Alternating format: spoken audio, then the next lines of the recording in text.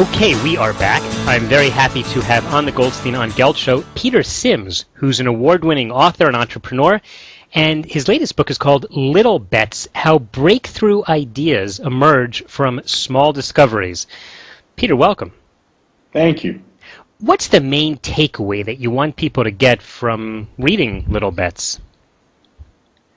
The main takeaway is that we're really well adept at planning when we do something new, but that the reality is when you're trying to go through a discovery process, you can't predict what you're going to be able to learn along the way. And so you have to make these small bets, these small, affordable, experimental steps in order to discover something that couldn't be predicted.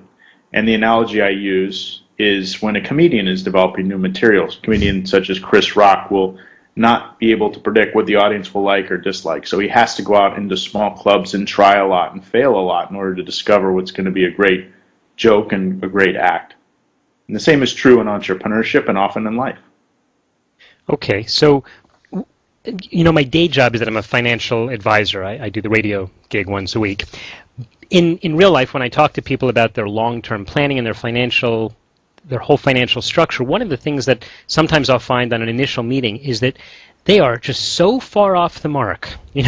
They're not saving, they're way in debt, they have no pension, they will be living on the street when they retire. These are not people for whom a little change would be appropriate. They need, a whole eureka moment. Does that apply in every area of life? Well, I think you're right about there is an importance of eureka moments, but oftentimes in order to get to a eureka moment, if you look at the research on where those come from, you have to be out learning in life in order to discover where problems or needs or opportunities are. So, in the case of the people you're describing, they need to go make a little bet on talking with somebody like you, I would imagine, in order to start to begin to piece together disparate insights in order to come up with something new. Mm-hmm. So let's define a little bit maybe the terms. When you talk about a little bet, what are you referring to in the scope of your book? A little bet is just a small, affordable action that anyone can take to discover something new. For example, when Howard Schultz, the founder of Starbucks, began Starbucks, he really needed to start with one store and had this epiphany that he should be creating stores in America like the coffee shops and cafes in Italy. But until he actually went in and tried to create menus in Italian and nonstop opera music playing in stores in the U.S. as he did in his first store in Seattle, he wouldn't have discovered that customers in the United States actually wanted something else. But it was an affordable loss to Schultz because, as he said, he had to make mistakes in order to learn what would suit the U.S. market. So a little bet is just a small, affordable step in order to discover something new and experiment. Okay. I think certainly from discussions I've had with clients and even entrepreneurs along the way, a lot of times people will come and say, Doug, I'm going to start a new company and I need to raise money and I'm going to start with family and friends and then I'm going to borrow. And I say, why don't you slow down a little bit and see if you can make one sale first? That would be the type of little bet you're referring to? Absolutely. And the same is true when you apply it to pursuing new types of investing. If you've never invested in the stock market or you've never invested in bonds, the best way to wade into a new type of investing is to take small steps, because you have to learn from the ground up how a particular market or a particular set of opportunities works. So a small experiment, a little bet, can help you to identify problems and needs and opportunities before betting the farm. And that's I think a strategy that most investors would take. Mm-hmm. I guess, as you said before, it applies in so many areas in life. I had on the Goldstein on Gelt show a while back world chess champion Susan Polgar, and we were talking about how strategies from chess can be applied to investing. And one of the things, she and I have since spoken many, many times, and we're working on a book together, and one of the topics that she brought up was how when people play chess, amateurs will often try to do something really great. They'll do a huge move and they'll move a piece across the board. And she said, I never do that. I try to take a little step. I'll move a pawn and just to see how it goes and slowly build my position. And then she became a huge powerhouse. So I guess it's not just in investing, but it's on the chessboard as well. It's a great analogy. So J.P. Morgan recommended your book. What was behind that? Well, J.P. Morgan, I guess, recommends 6 or 7 books a year to its private wealth clients, and I think the reason they pick Little Bets is because it's an exploration. The book looks at uh, the way to think in a more creative, adaptive way across many different lines of work, whether it's in the military, where I looked at counterinsurgency and approaches to counterinsurgency strategy, or at Pixar and the way they put together a Pixar film, or in entrepreneurship, or the way comedians work, as I mentioned before. Even Frank Gehry, the architect, how he designs a new building, and the lessons and the insights across the different methods that these people use are very applicable to, as you say, just about anyone, including to people who are trying to think about managing their wealth. And so that was, I guess, the basis for J.P. Morgan picking the book. And they told me they thought it was just a book that would spark a lot of inspiration and stimulation for their audience. That's great. I'm getting a kick out of what you're saying because I think that you and I have identified this in different ways. I see it more with individual investors, but we both quote other people. I mentioned chess before, but I've brought on comedians onto the show, and people said, why are you bringing a comedian onto a financial planning show? And I brought in military personnel to discuss also exactly the same principles. So I guess we can really learn this in a lot of ways. The problem, of course, is people tend not always to learn the lesson themselves. We're talking with Peter Sims, who's an award-winning author and entrepreneur, and he's got a book called Little Bets, How Breakthrough Ideas Emerge from Small Discoveries. Let's go to the small thing for a minute, which everyone, probably certainly everyone listening to the show, uses the internet every day. And they see these major changes. They'll look at Facebook, which changed the way of the world, or Google, which changed everything. Someone must have had a really big, hairy, audacious goal one day to set that up, and it wasn't just a little bet. How do they jump from being small to being so huge?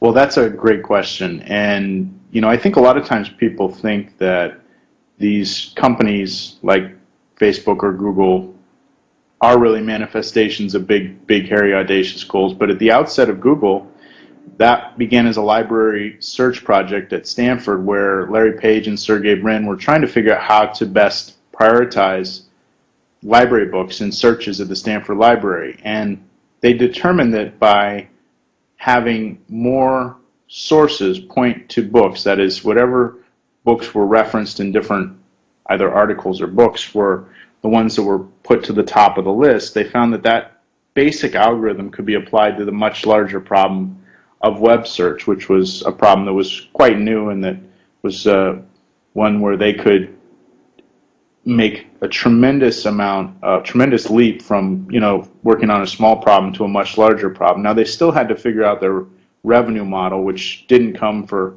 several years after that. And again, that was just a series of connecting insights about needs and problems with experiments and then building from there. So it was a constant, what they say, iterative process at the early stages of Google. But the thing I find so interesting is it didn't begin as a blinding, oh, this is just a brilliant idea that the world needs. It was really much more of a discovery, trial and error, iterative process to get to something that turned out to be quite unique.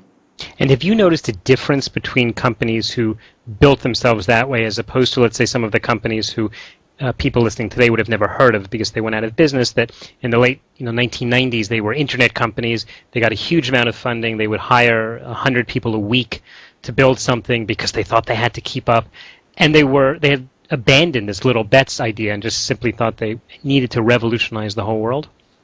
Well, that's a great question because it highlights a big debate that has played out in Silicon Valley here where I live over the past 5 to 10 years or so, because back in the 1990s and early 2000s, when I was working in venture capital, the prevailing approach for a lot of the big VCs was to pour, as you mentioned, a lot of money into startups, and they primarily applied that money to sales and marketing, and then the product was just kind of a secondary point. I mean, in terms of they really didn't need to be solving a problem or particular need. If It just had to have a cool website, right? It had to have a cool URL name, that's all. Something to that effect. And so instead of bootstrapping a company or pulling it up from the ground up, where you really need to demonstrate the value of your product from the outset in order to make money, they took this different approach. And now, today, the prevailing ideology in Silicon Valley is much more back towards what is sometimes referred to as a lean approach to building businesses, or the customer-focused approach. It's really to make sure that you very quickly try to determine whether you're solving a customer need or user need or problem before you go build the next layer of the company and the next layer of investment, which makes a lot of common sense. And there's always, of course, a big debate between, the trade-offs between investing heavily in sales and marketing and building a name for yourself and, the product side. But this lean approach is winning these days, and the venture firms have altered their strategies dramatically from what we were seeing back in that era of just huge big bets out of the gate. Mm-hmm. Let's close up our discussion and talk a little bit about the psychology behind decision making, because one of the things you've described is the importance of failure. And in my own life, having started a bunch of businesses when I was younger, until eventually I said, this one works, and I set up a financial company. But a lot of people are just so afraid of failure, and whether it's in starting a company or whether it's setting up a stock and bond portfolio, and then as soon as something fails, they go, oh, man, this isn't for me, and they're out. And then they'll never be able to be successful in terms of investing because they can't stand the failure. I assume it's the same with entrepreneurs. What do you advise people in that case? Well, I think you're absolutely right that this idea of failure, it's an idea more than anything, because entrepreneurs think of failure the way most people think of learning. The idea of failure paralyzes people, and so what my hope is that people can think in terms of small, affordable bets as very low-risk ways to learn and discover, because that's truly what it takes to be able to build a great company or to put together a great Pixar movie or whatever. And if they can use that approach in their own lives, something that's just affordable and achievable for them, then that hopefully will open up their creativity. And so that's really the big part of the thesis for Little Bets, is start small. Don't worry about failure. Do something that's achievable and affordable for you, and see if you can discover new opportunities that way that you can then build upon and learn from. Yeah, I think that's probably also similar advice when people come in and they talk to me about how they want to trade stocks because they read somewhere that you can make a lot of money being a stock trader. So if I can't talk them out of it and show them the statistics that say that individual investors who do this usually do very poorly, I'll say, okay, listen, let's just take a few $1,000s and you trade it. In fact, go open up an account some other firm, real discount firm, so you're not even worried about commissions. And then in a year or two, let's compare how you did and how the money managers did, and see if you like that. And I mean, maybe it's not fair because I sort of know that I'm setting them up for failure, but it is a learning experience. And there's a term we use in Israel. We call it paying Rebbe Gelt. There's this paying the rabbi to learn a little bit. And so I think that's what's really that is a good tool for educating yourself and recognizing that failure is just a way of learning. Well put. All right. Peter, we are just about out of time, but in the last few seconds, could you just tell people how can they follow your work? Well, thank you so much for asking. And I just would say my website is the best place to start. It would be www.petersims.com. And thanks for having me. I really appreciate the show. Okay, and we'll put a link to that. We'll also put a link to your book on the show notes at goldsteinongelt.com. Peter Sims, thanks so much for your time. Thank you. You've been listening to the Goldstein on Gelt Show with money maven Doug Goldstein. Doug's weekly radio show is heard around the world, but if you miss it, you can download the podcast at www.goldsteinongelt.com. The Goldstein on Gelt Show gives you up-to-date financial ideas so you can get on the path to financial freedom. If you'd like your questions answered on the air or off, send Doug an email to doug@profile-financial.com. It's your money for your future, so join Doug every week to build your wealth on the Goldstein on Gelt Show.